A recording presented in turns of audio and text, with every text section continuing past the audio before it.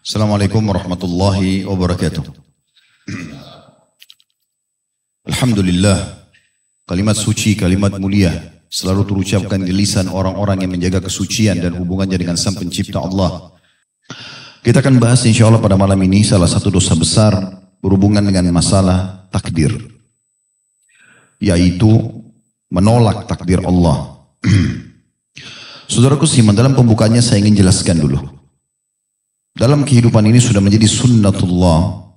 Allah ciptakan semua itu berpasang-pasangan. Ada laki-laki, ada perempuan. Ada kaya, ada miskin. Ada muda, ada tua. Ada hidup, ada mati. Ada lapar, ada kenyang. Ada sakit, ada sehat. Ini semua sunnatullah. Sebagaimana juga ada nikmat, ada cobaan. Ada dunia, ada akhirat, ada surga dan neraka. Itu adalah sunnatullah. Kita kalau faham ini adalah sebuah sistem yang sudah Allah buat, kita akan mudah melalui kehidupan ini. Kenapa banyak orang di saat masa tuanya masuk, dia nggak bisa terima? Karena dia tidak faham tentang sistem ini. Dia selalu memaksakan diri seakan-akan dia muda. Padahal sebenarnya mungkin sudah tidak layak tampil seperti masa mudanya dulu. Di umur 70 tahun, 80 tahun, dia mau tampil seperti apa? Dia mau samakan dengan anak umur 20 tahun, 30 tahun? Tidak mungkin. Sunnatullah, orang yang muda lebih kuat daripada orang yang tua, itu sudah umum. Kalau kita faham ternyata memang ada fase-fase itu, maka kita bisa menerima pada saat tua, ya sudah memang saya sudah tua, selesai. Sederhana. Di saat kita sakit, kita bisa menerima, memang ini pasangan. Sebagaimana kita sehat, akan ada sakit. Tidak ada orang semasa hidupnya nggak pernah sakit. Ada orang di sini nggak pernah sakit? Coba angkat tangan. Saya mau kasih mikrofon biar cerita deh. Saya 40 tahun tidak pernah sakit. Oh Masya Allah. Nggak pernah flu, nggak pernah demam, nggak pernah sakit gigi, nggak pernah sakit kepala. Nggak pernah keselio. Siapa, ada nggak? Nanti kita siapin hadiah yang besar. Sunnatullah. Kalau antum faham ini adalah sebuah sistem yang Allah sudah ciptakan. Di saat sakit kita santai saja. Kita bisa terima. Nah itulah Allah berikan untuk mengimbangi ini. Sunnatullah ini Allah berikan kita perangkat.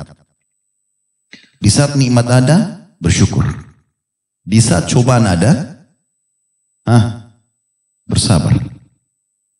Ada orang, kalau nikmat ada bersyukur, tapi ada cobaan berkeluh kesah.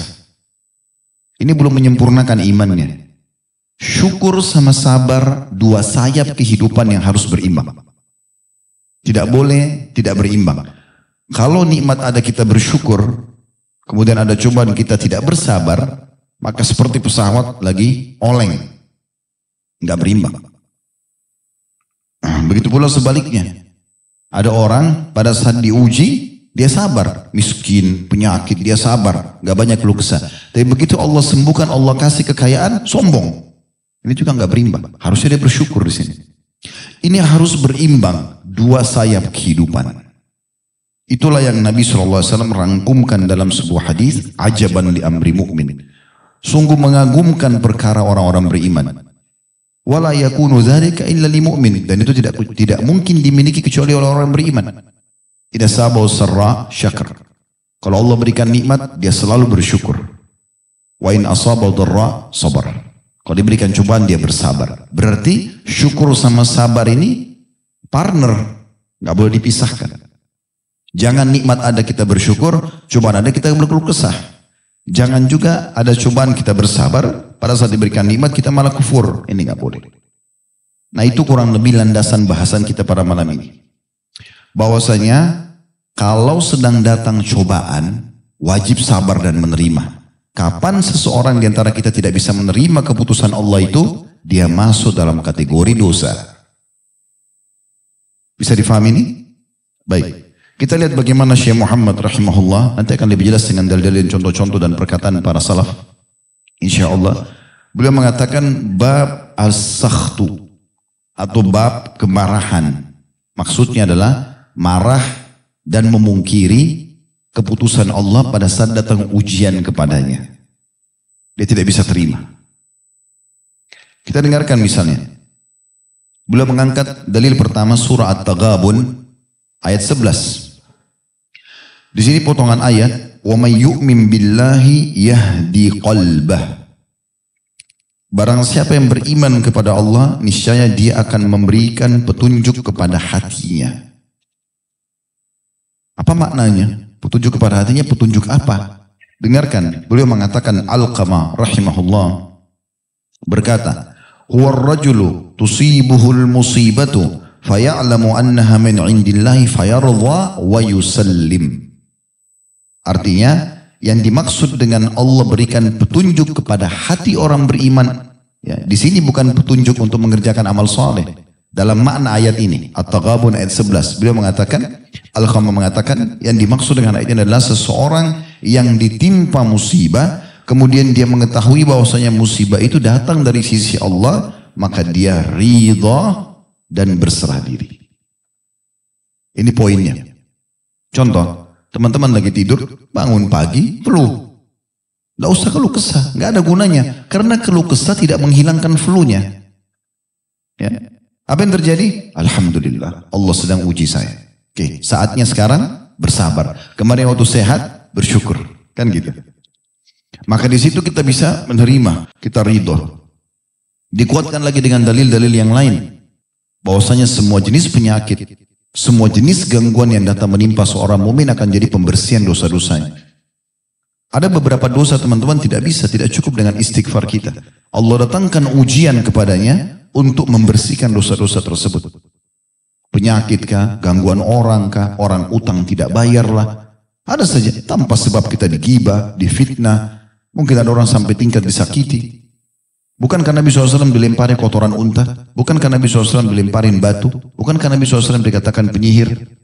Sampai Nabi SAW mengatakan, siapapun di antara kalian yang tertimpa musibah, ingat musibahku, maka akan meringankan musibah dia. Artinya beliau saja utusan Allah, dijaga oleh para malaikat, Allah awasin langsung, masih dilempari kotoran, masih dikatakan penyihir, ada ujian. Meninggal istrinya di masa hidupnya, SAW. Meninggal anak-anaknya di masa hidup beliau. Jadi jangan antum baru digibah dengan satu orang, baru dua orang, sudah satu dunia tahu beritanya. Sakit flu, satu kampung tahu kalau dia sakit.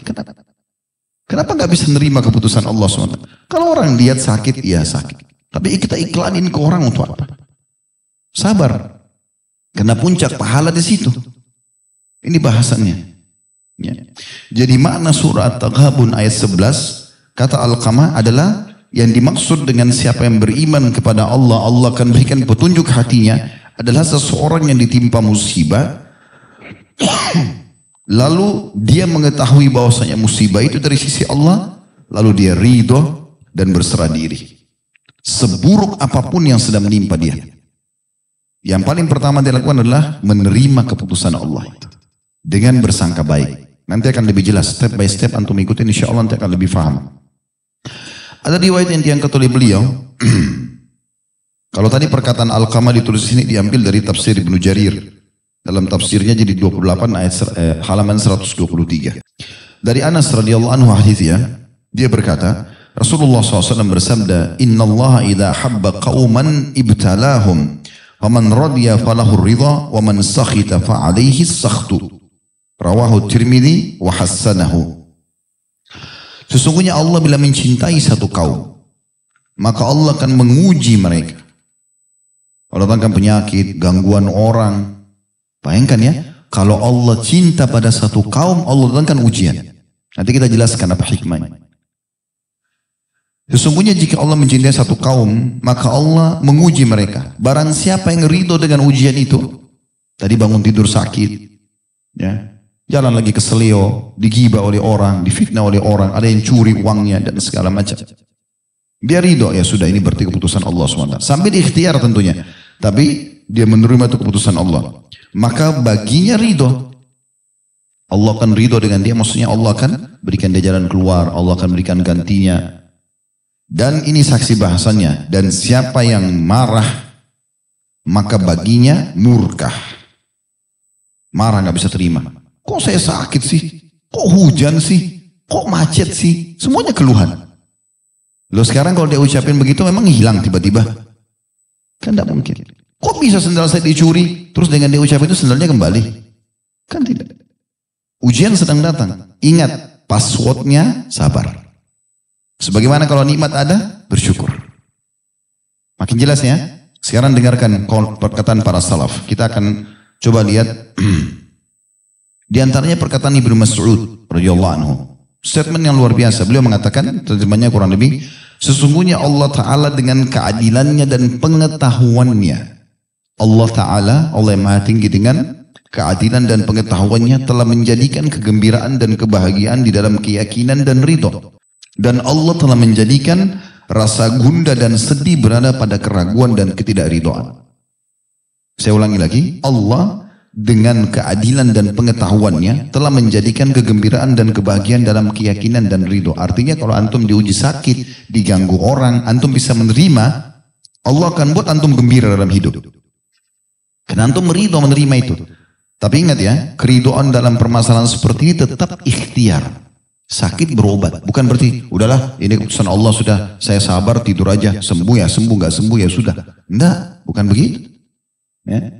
Nabi SAW mengatakan Allah tidak turunkan penyakit kecuali Allah datangkan obat bersamanya. Maka berobatlah wahai hamba-hamba Allah. Nabi SAW suruh berobat. Abu Muawiyah al-Aswar mengomentari firman Allah Subhanahu wa taala dalam surah An-Nahl surah nomor 16 ayat 97 yang kurang lebih terjemahannya, maka sesungguhnya akan kami berikan kepadanya kehidupan yang baik. Ini ayat yang bagus tentang orang-orang beriman ya. Saya coba bacakan lengkap ayatnya. Man 'amila shalihan min dzakarin aw untha wa huwa mu'minun falanuhyiyannahu hayatan thayyibah walanajziyannahum ajrahum bi ahsani ma kanu ya'malun. Barang siapa yang mengerjakan amal saleh, semua ketaatan yang Allah perintahkan, baik laki-laki maupun perempuan dalam keadaan dia beriman. Syaratnya itu, iman dan amal saleh harus diikuti dengan iman. Kalau tanpa iman tidak diterima. Maka sungguhnya akan kami berikan kepadanya kehidupan yang baik. Dan sungguhnya akan kami beri balasan kepada mereka dengan pahala yang lebih baik dari apa yang telah mereka kerjakan. Garis bawahi di sini firman Allah Subhanahu wa taala tentang potongan, maka sungguhnya akan kami berikan kepadanya kehidupan yang baik.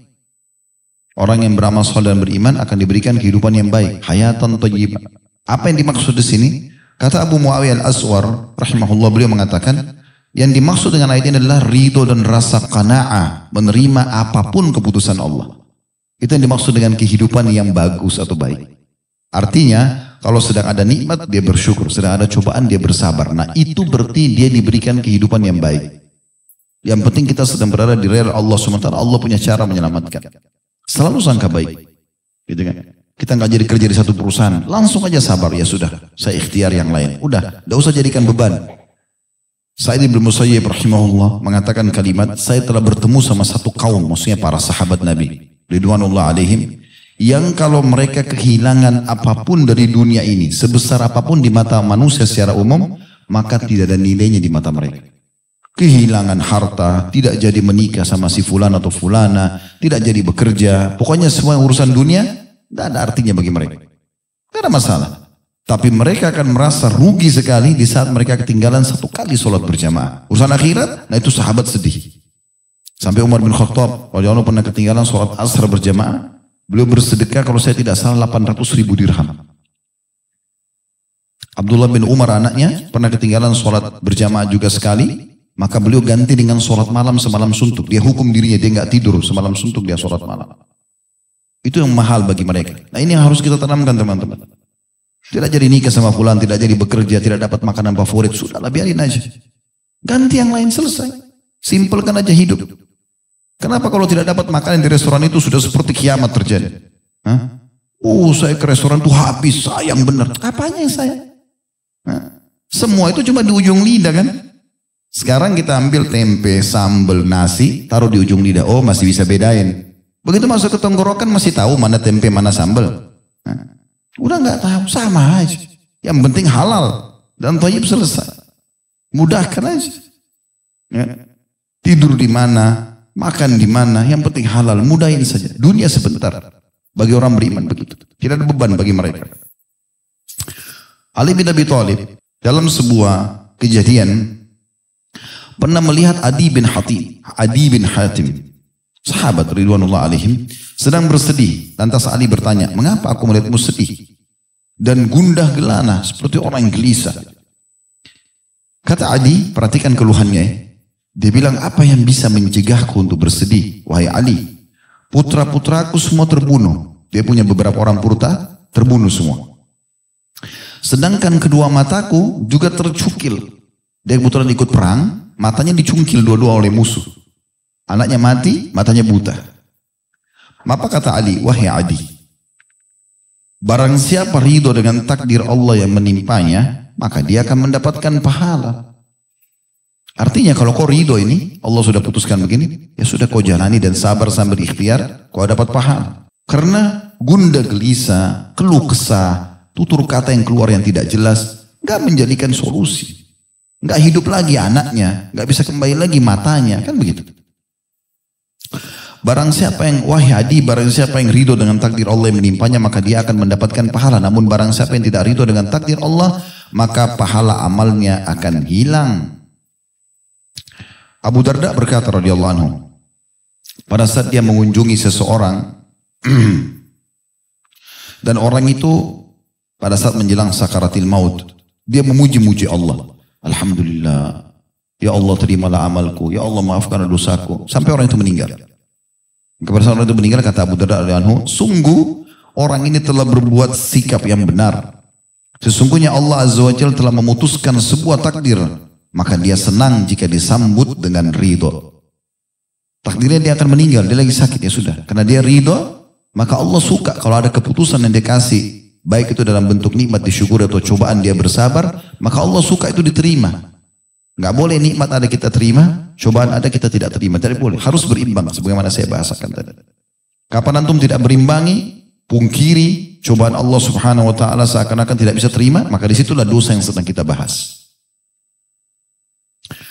Al-Hasan Basri rahimahullah berkata, barang siapa ridho terhadap apa yang dibagikan kepadanya, dari paras wajah, postur tubuh, warna kulit, bentuk mata, bentuk bibir, gigi, apalah, ya, kemudian pekerjaan, ibunya, orang tuanya, ayah ibunya, keadaannya semua pokoknya dia terima. Sambil dia ikhtiar, kalau itu ada masalah dia ikhtiar untuk mencari jalan keluarnya. Tapi dia terima dulu. Barang siapa ridho terhadap apa yang dibagikan kepadanya, maka Allah akan melapangkan dan memberikan berkah kepadanya pada apa yang dia terima.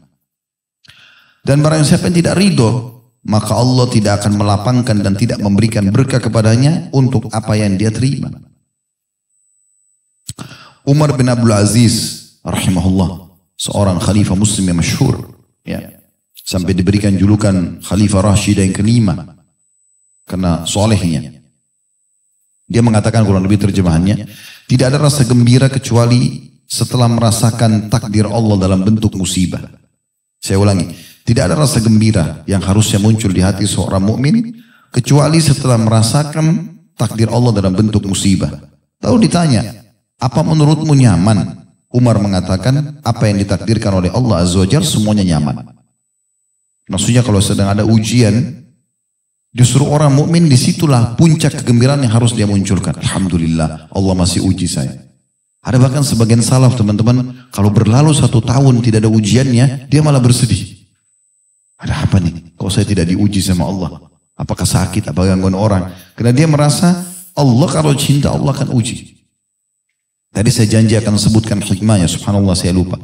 Hikmahnya adalah kalau musibah sedang datang, cobaan sedang datang teman-teman. Yang pertama adalah kita akan menyadari kalau ada Tuhan Allah yang mengatur kita.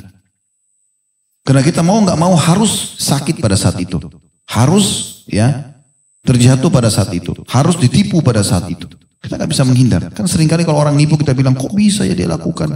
Kok tega ya? Tapi sudah terjadi. Allah datangkan sebab-sebabnya. Sebagai ujian bagi dia.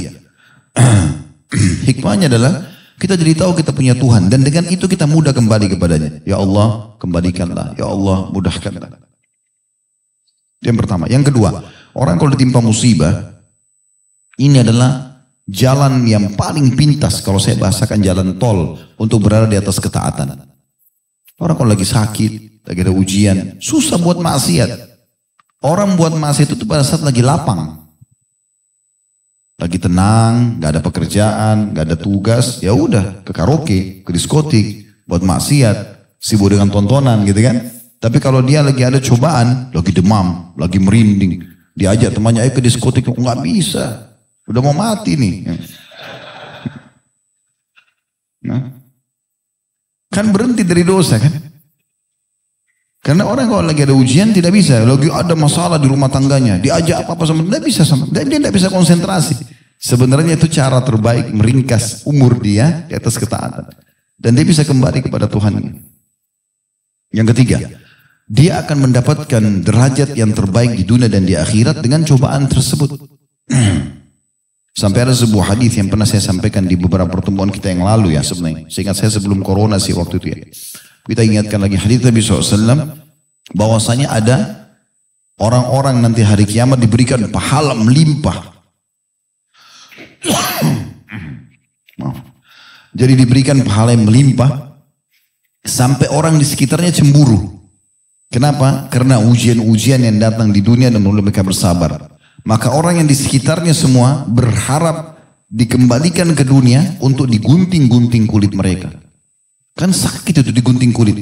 Tapi mereka yang melihat nanti pahala yang melimpah bagi orang yang sabar di dunia, pahala yang dikasih hari kiamat, istana, dayang-dayang, macam-macam fasilitas yang dikasih, yang dia tidak bisa dapat karena dia sedang tidak diuji yang sama, dia berharap kembali ke dunia untuk digunting-gunting kulitnya, yang paling menyakitkan sebagai ujian.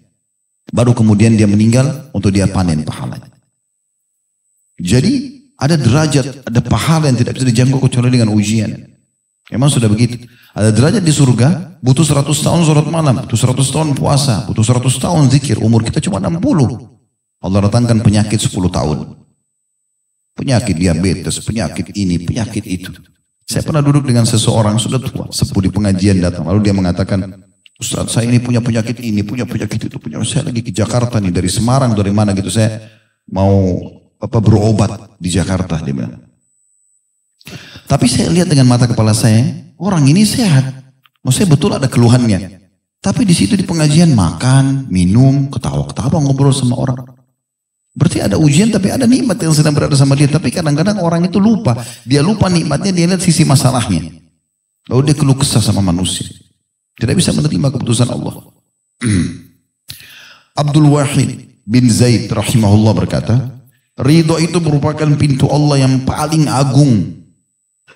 Ridho terhadap keputusan Allah, cobaan Allah adalah pintu Allah yang paling agung. Jadi pintu untuk meminta balasan dari Allah, solusi dari Allah, justru pada saat kita ridho dengan ujiannya. Saya ulangi, ridho itu adalah merupakan pintu Allah yang paling agung. Surga dunia dan waktu istirahat bagi orang-orang yang ahli ibadah. Sebagian ulama juga mengatakan, di akhirat Allah Ta'ala tidak akan melihat derajat lebih tinggi daripada derajat yang dimiliki oleh orang-orang ridho. Barang siapa yang telah diberikan sifat ridho, maka sesungguhnya dia telah mencapai derajat yang paling utama. Yang paling utama. Ya. Kemudian teman-teman sekalian, ada firman Allah Subhanahu Wa Ta'ala yang menguatkan apa yang kita bahas ini, setelah perkataan para salaf tadi. Kadang-kadang di mata kita itu buruk tapi baik di sisi Allah SWT. Kadang-kadang baik di mata kita, buruk di sisi Allah SWT. Tergantung bagaimana caranya Allah yang memandangnya. Kita tinggal tahu menerimanya dan bersangka baik dengan Allah. Itu firman Allah dalam surah Al-Baqarah ayat 216. Wa 'asa an takrahu syai'an wa huwa khairun lakum wa 'asa an tuhibbu syai'an wa huwa syarrun lakum wallahu ya'lamu wa antum la ta'lamun. Boleh jadi kamu benci sesuatu padahal ia amat baik bagimu. Dan boleh jadi pula kamu menyukai sesuatu padahal ia amat buruk bagimu. Allah mengetahui sedangkan kamu tidak mengetahuinya.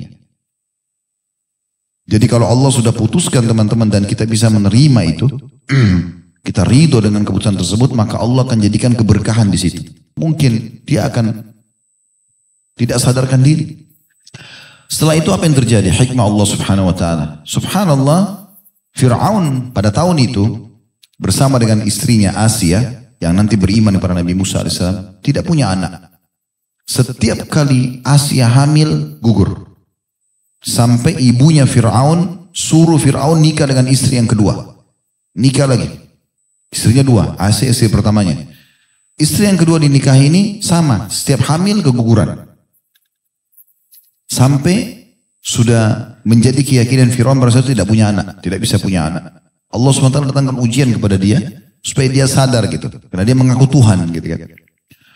Pada saat itu subhanallah dengan hikmah Allah, geranda yang ada Nabi Musa alaihissalam itu mampir di sebelah istana.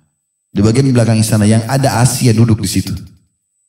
Para budak-budak wanita melihat lalu mengatakan, "Tuan, ini ada kotak isinya bayi." Tapi pengawal-pengawal Fir'aun itu yang tugasnya mengeksekusi membunuh anak-anak bayi, itu bisa tahu beda bau badannya bayi Bani Israel atau bayi yang lain. Bayinya suku Kipti. Coba bayangkan saking jelinya mereka. Jadi disembunyikan dimanapun bayi Bani Israel, mereka tahu ini pasti Bani Israel. Dari bau badannya. Dan kalau dari suku Kipti, sukunya Fir'aun, mereka tahu ini suku Kipti. Walaupun disembunyikan. Maka begitu dicium bau badan Nabi Musa, ini Bani Israel. Mereka mau tebas. Kata Aisyah, jangan dulu. Panggil suami saya, panggil. Fir'aun begitu lihat, bunuh. Kata Asia, sebentar, kita sudah lama menikah, nggak punya anak. Istri keduamu juga nggak punya anak. Ini tiba-tiba anak ini datang. Kalau kita minta ke Bani Israel, belum tentu kita dikasih. Kenapa kita nggak angkat jadi anak? Akhirnya Fir'aun terima. Tumbuh besar lebih besar di istana. Ya. Sampai tidak mau menyusui, kecuali oleh sama ibunya. Asia gelisah, sampai hanya ibunya tawarkan diri, ibunya susui. Sampai tumbuh besar dan nanti akhirnya ketahuan. Tapi hikmahnya luar biasa. Hanya Nabi Musa tinggal di istana itu. Bagaimana kisah anak kecil yang dibunuh oleh Nabi Khidir? Surah Kahfi antum selalu baca malam Jumat atau hari Jumat. Selalu diulang-ulangin. Nabi Musa minta belajar kepada Nabi Khidir karena dia pernah bilang, tidak ada orang di muka bumi Allah yang paling pintar mengalahkan saya. Kata Jibril AS pada saat datang, hai Musa, Allah berfirman kalau ada yang lebih pintar daripada kamu. Datanglah ke sini dan kesitu dikasih isyarat tentang tempatnya Nabi Khidir.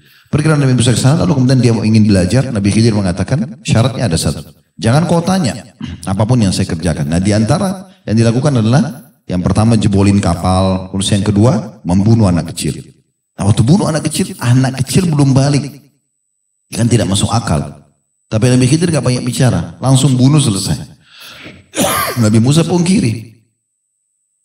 Sudah Nabi Khidir mengatakan, kan sudah saya bilang jangan tanya. Kalau kau nanya berhenti nih. Baik, saya tidak akan bertanya lagi. Kejadian yang ketiga, masuk ke satu negeri, satu kampung, ada tembok mau rubuh, kemudian mau diperbaikin oleh Nabi Khidir. Nabi Musa mengatakan dia tidak tegur, cuma kasih masukan. Dia mengatakan, kan penduduk negeri ini tidak terima kita sebagai tamu. Kalau kau perbaikin tembok ini, mintalah supaya kita diberikan izin untuk tinggal di sini. Maka Nabi Khidir mengatakan, mulai sekarang kita pisah, gak bisa lagi. Karena kau bertanya, belum saya jelaskan. Syarat belajar itu. Dengarin dulu semua, nanti saya akan jelaskan. Maka baru dijelaskan.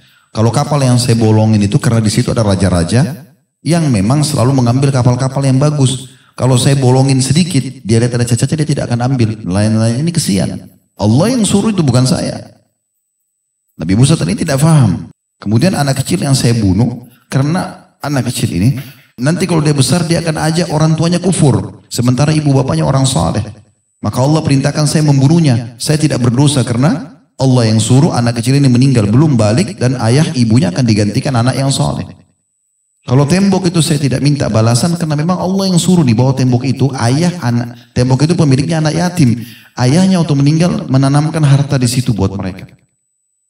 Jadi saya perbaikin tuh jangan sampai tembok itu rubuh, masyarakat berebut harta karun itu. Nanti kalau mereka sudah balik, baru Allah rubuhkan, mereka akan ambil hak mereka. Jadi hikmah-hikmah yang luar biasa terjadi di situ. Banyak sekali terjadi. Nah ini, dan ada sekian banyak kisah teman-teman sekalian berhubungan dengan masalah-masalah hal ini. Tapi ketahuilah, semua itu pasti dengan hikmah Allah subhanahu wa ta'ala, tinggal bagaimana kita bisa menerimanya. Allahu a'lam.